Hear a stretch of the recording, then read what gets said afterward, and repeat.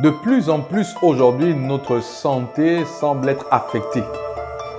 Et beaucoup se posent des questions quant à comment vivre plus sain, plus longtemps et plus heureux. Vous êtes à la bonne place pour apporter des réponses à cette question. Je suis le pasteur Tony Oguma et bienvenue à votre programme intitulé Découverte stupéfiante.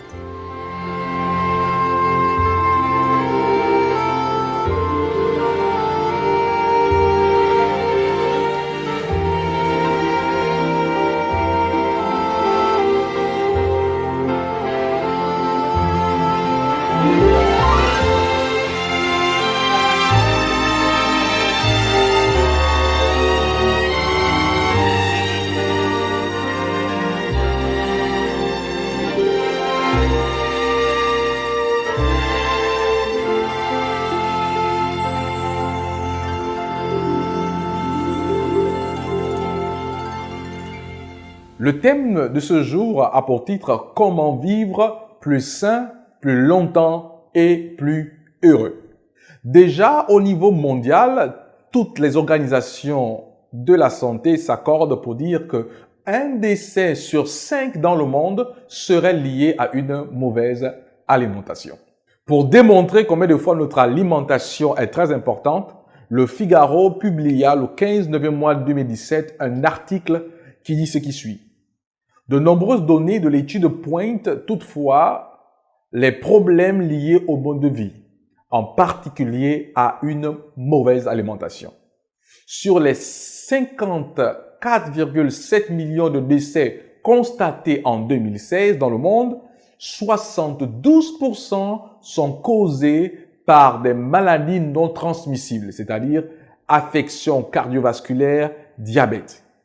Et ceci est souvent lié au mode de vie, c'est-à-dire l'alimentation, la sédentarité, le tabac et l'alcool.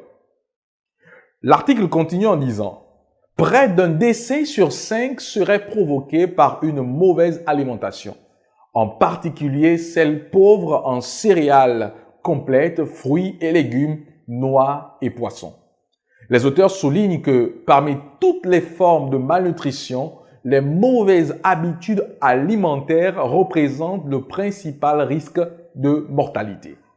L'alimentation trop salée est par exemple associée à un peu plus de 10 millions de décès, soit 18,8% de personnes affectées dans le monde. Oui, vous l'avez bien compris, notre alimentation joue un rôle très important quant à notre longévité et notre état de santé. Mais Dieu nous fait la promesse que dans le monde qu'il créera, il créera une nouvelle terre et des nouveaux cieux, là où il n'y aura plus de larmes, plus de mort, plus de deuil, plus de cris, plus de douleur, car les premières choses auront passé. Apocalypse chapitre 21, le verset 14. Il essuiera toute larme de leurs yeux et la mort ne sera plus, et il n'y aura plus ni deuil, ni cri, ni douleur, car les premières choses ont disparu. Ni douleur, car les premières choses ont disparu. C'est-à-dire que le Seigneur fera disparaître tout ce qui est lié à la souffrance et à la maladie de l'homme. Dieu fait la promesse dans Ésaïe 33, le verset 24, qu'aucun habitant dans les nouveaux cieux et la nouvelle terre qui criera ne dira « Je suis malade ». Oui, telle est la promesse que Dieu nous fait aujourd'hui. Si Dieu nous fait la promesse dans le monde à venir qu'il mettra en place, qu'il n'y aura plus de maladie et plus de souffrance, il est possible ici et maintenant de vivre une vie pleine de santé. Car nous savons tous sans l'ombre d'un doute que la santé n'a pas de prix. Dieu nous donne des éléments nécessaires pour nous maintenir en bonne santé. Tel est son souhait. Dans 3 Jean, le chapitre 1, le verset 2, la Bible dit « Bien-aimé, je souhaite que tu prospères à tous égards et sois en bonne santé comme prospère l'état de ton âme. » Oui, la volonté de Dieu est que nous soyons en bonne santé ici et maintenant. Dans Jean chapitre 10, le verset 10, Jésus dit « Moi, je suis venu afin que les brebis aient la vie et qu'elles soient dans l'abondance. » Oui, l'abondance signifie aussi être en bonne santé. L'abondance signifie aussi vivre aussi longtemps que possible. l'abondance signifie aussi vivre une vie exubérante, pleine de joie et d'allégresse. Les promesses de Dieu sont certaines. Il nous suffit d'être obéissant aux principes mis en place par Dieu pour faire l'expérience d'une bonne santé ici et maintenant. Dans Exode, le chapitre 15, le verset 26, la Bible dit que Dieu a fait une promesse aux enfants d'Israël sous la condition qu'ils obéissent à sa volonté. La Bible dit, si tu écoutes attentivement la voix de l'Éternel, ton Dieu, si tu fais ce qui est droit à ses yeux, si tu prêtes l'oreille à ses commandements, et si tu observes toutes ses lois, je ne te frapperai d'aucune des maladies dont j'ai frappé les Égyptiens, car je suis l'Éternel qui te guérit. Oui, au-delà des médicaments que nous prenons, Dieu a mis en place des lois pour nous permettre de maintenir notre bonne santé. Rappelez-vous, la pandémie la plus meurtrière de l'histoire moderne a été la grippe espagnole, de 1918 à 1919. George Rosen, dans Histoire de la santé publique, à la page 63 à 65, nous dit ce qui suit. Le leadership a été pris par l'Église car les médecins n'avaient rien à offrir. L'Église a pris comme principe directeur le concept de contagion tel qu'incarné dans l'Ancien Testament. Cette idée et ses conséquences pratiques sont définies avec une grande clarté dans le livre de Lévitique. Oui, pour faire face à la pandémie de la grippe espagnole, les chercheurs ont dû faire appel aux principes bibliques de santé publique qui se trouvent inscrits dans le livre de Lévitique. Nous pouvons maintenir notre santé aujourd'hui et maintenant. Mais pour le faire, nous devons nous rapprocher du concepteur de l'homme qui est Dieu. De même qu'un concepteur de véhicule, n'est-ce pas, attache à la clé du véhicule un manuel d'utilisateur, de même, Dieu nous donne un manuel d'utilisateur pour nous permettre de maintenir une bonne santé. Dans le jardin d'Éden, lorsque Dieu créa Adam et ensuite Ève et qu'il les installa dans le jardin d'Éden, la Bible dit que Dieu donna à l'homme l'activité physique. Genèse 2, verset 15 nous dit « L'Éternel Dieu prit l'homme et le plaça dans le jardin d'Éden pour le cultiver et pour le garder. » L'homme devait cultiver le jardin et par l'activité de la culture du jardin, il devait maintenir une activité physique. Ceci se passe avant le péché. Après le péché, Dieu va donner encore une fois le travail à l'homme pour le maintenir en activité physique. La Bible dit dans Genèse chapitre 3, le verset 19, « C'est à la sueur de ton visage que tu mangeras du pain. » L'homme devait exercer une activité physique avant et après le péché pour maintenir la forme physique. Oui, l'un des aspects pour nous permettre de garder une bonne santé consiste à avoir une activité physique. Il nous faut pratiquer du sport. Cela n'est pas suffisant parce que Dieu ajouta aussi une alimentation bien précise à l'homme pour maintenir sa santé. Dieu donna à l'homme des fruits, des céréales et des noix comme alimentation. Genèse chapitre 1, le verset 29 dit ce qui suit. « Voici, je vous donne toute l'herbe portant de la semence et qui est à la surface de la terre, et tout arbre ayant en lui du fruit d'arbre et portant de la semence, ce sera votre nourriture. » Dieu donna avant le péché à l'homme comme aliment à consommer des fruits, des céréales et des noix. Si Dieu l'a fait, lui, le concepteur de l'homme, c'est parce qu'il savait, il sait que notre alimentation influence notre état de santé. Oui, ce que nous consommons peut affecter notre santé. Méthusela, par exemple, vécut plus de 900 ans.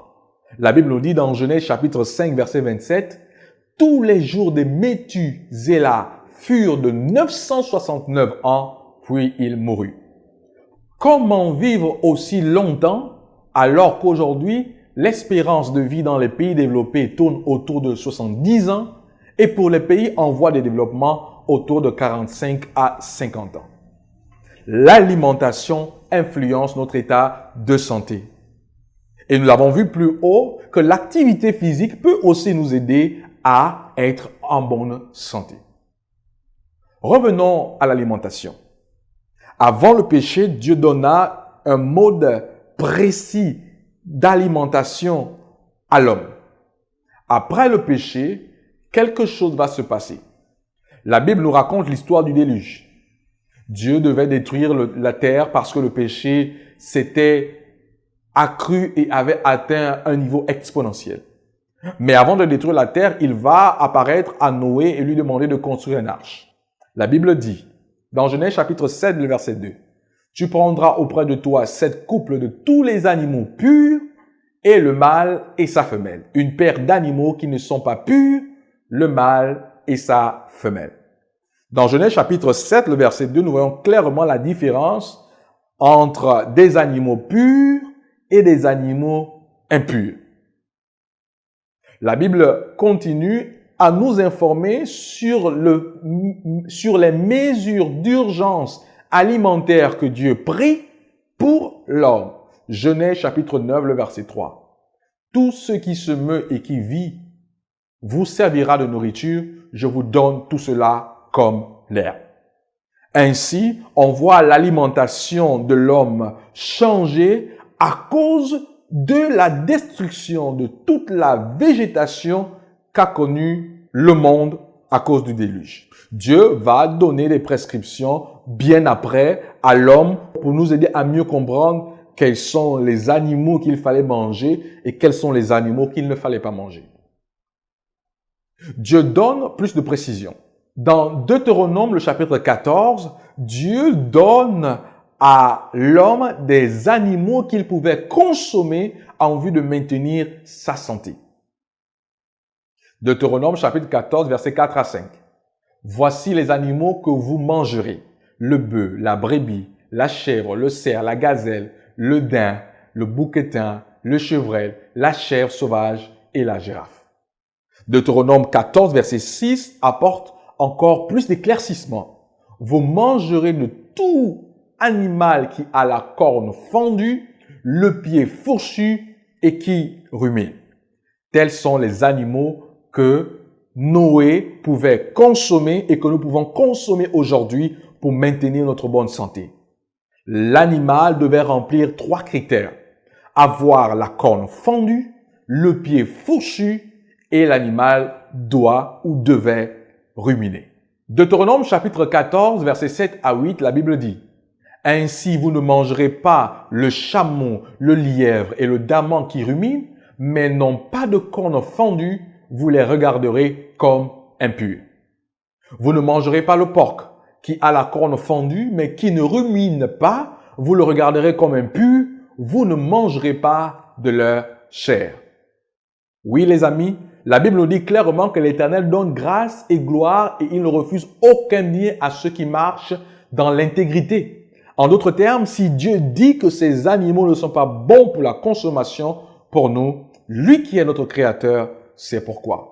Le porc et tous les autres charognards sont des animaux mis en place pour nettoyer la nature. C'est pourquoi certainement Dieu ne nous les a pas donnés ni à Noé ni à nous comme aliments à consommer. Que dire des animaux qui sont dans l'eau? Le Seigneur ne nous laisse pas sans une réponse quant à quel animal vivant dans les eaux nous pouvons consommer. Lévitique chapitre 11, verset 9 à 10 dit ce qui suit. Voici les animaux dont vous mangerez parmi tous ceux qui sont dans les eaux. Vous mangerez de tous ceux qui ont des nageoires et des écailles, et qui sont dans les eaux, soit dans les mers, soit dans les rivières. La Bible continue en disant, mais vous aurez en abomination tous ceux qui n'ont pas des nageoires et des écailles, parmi tous ceux qui se meuvent dans les eaux, soit dans les mers, soit dans les rivières. Oui, 2 caractéristiques devaient être remplies pour être considérées comme animal à consommer venant des eaux par Noé et par nous aujourd'hui. L'animal ou le poisson doit avoir des nageoires et des écailles pour être considéré comme un poisson ou un animal consommable. Le chapitre 14, le verset 9 et 10 de Deutéronome amplifie le sujet en disant « Vous mangerez de tous ceux qui ont des nageoires et des écailles, mais vous ne mangerez d'aucun de ceux qui n'ont pas des nageoires et des écailles, vous les regarderez comme impurs. » Lévitique chapitre 3, le verset 17 dit « C'est ici une loi perpétuelle pour vos descendants. Dans tous les lieux où vous habiterez, vous ne mangerez ni graisse ni sang. » Évidemment, Dieu savait que la consommation de la graisse et du sang pouvait conduire à des maladies cardiovasculaires. Dans le livre intitulé « You and Your Health », dans la page 395, l'auteur dit ce qui suit « Quelqu'un a estimé que chaque gramme de graisse corporelle nécessite encore 1 kilomètre de nouveaux vaisseaux sanguins.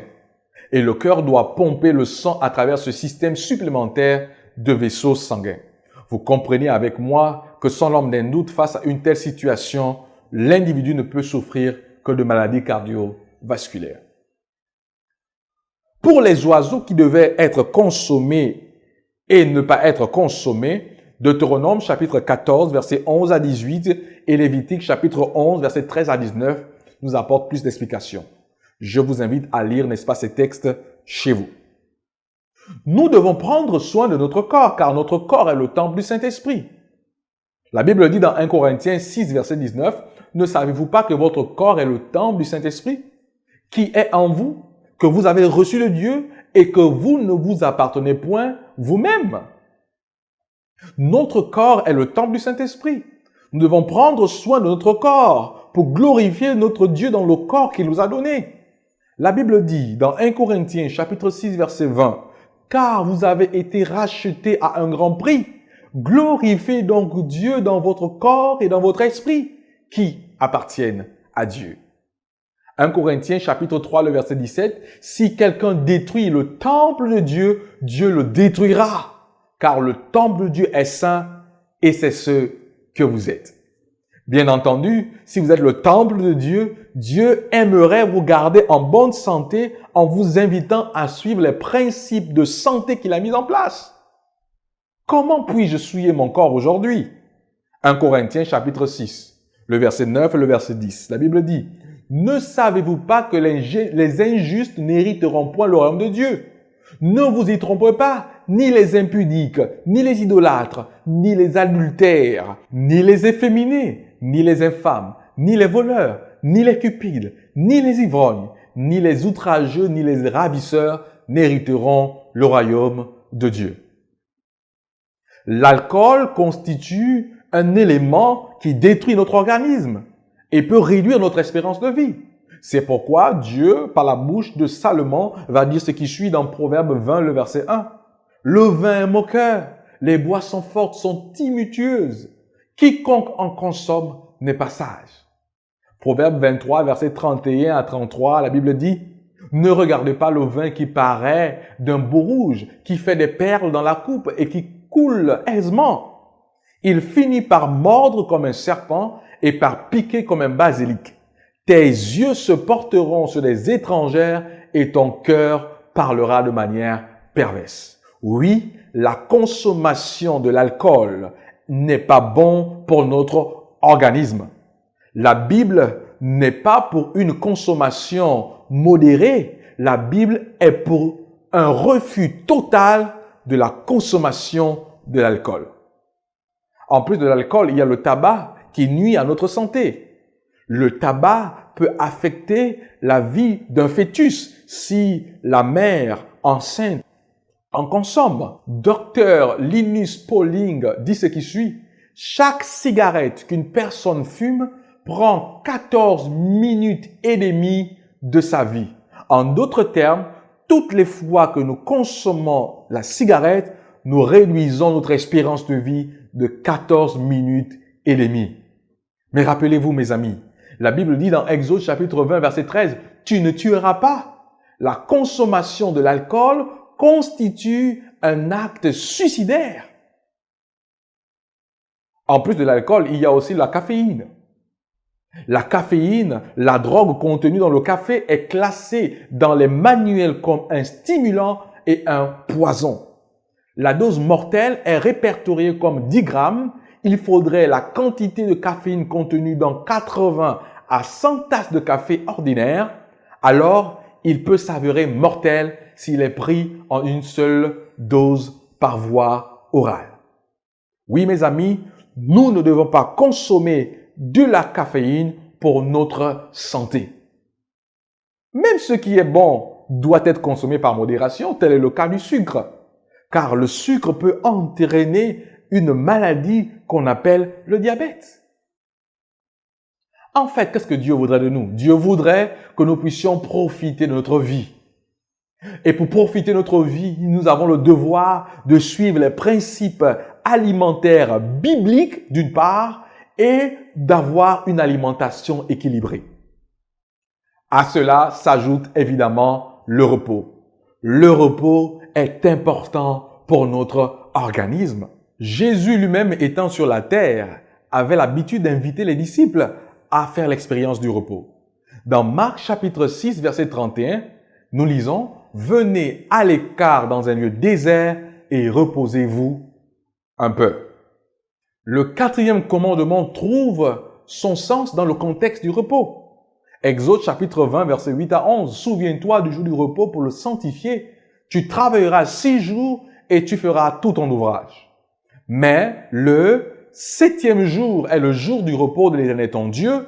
Tu ne feras aucun ouvrage, ni toi, ni ton fils, ni ta fille, ni ton serviteur, ni ta servante, ni ton bétail, ni l'étranger qui est dans tes portes. Oui, après 6 jours de travail, notre corps a besoin d'un jour de repos. Gloire soit rendue à Dieu qui nous donne le repos du sabbat pour que notre organisme puisse faire l'expérience du repos. En dehors de tous ces éléments que nous avons cités pour maintenir notre santé, nous avons par-dessus tout besoin d'avoir confiance en Dieu. Oui, la confiance en l'Éternel est un élément indispensable pour maintenir notre organisme en bonne santé. Car Jésus est avec nous. Chaque jour qui passe, il nous aide à surmonter les hauts et les bas que nous traversons.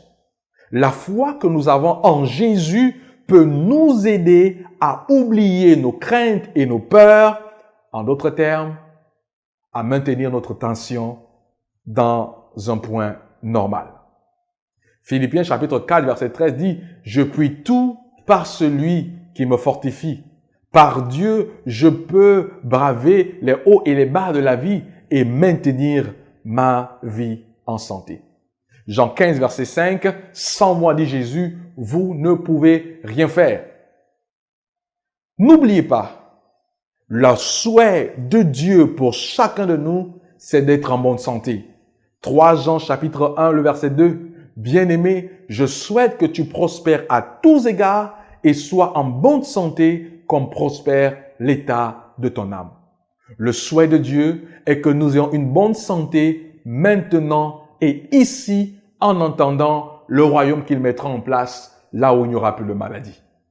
Je vous invite à suivre les principes de santé établis par Dieu dans sa parole et je suis convaincu qu'en mettant en pratique ces principes d'alimentation, vous garderez une bonne santé. Si vous êtes malade, que Dieu vous guérisse. Entre-temps, qu'il vous maintienne en bonne santé pour la gloire de son nom, au nom de Jésus-Christ. Amen.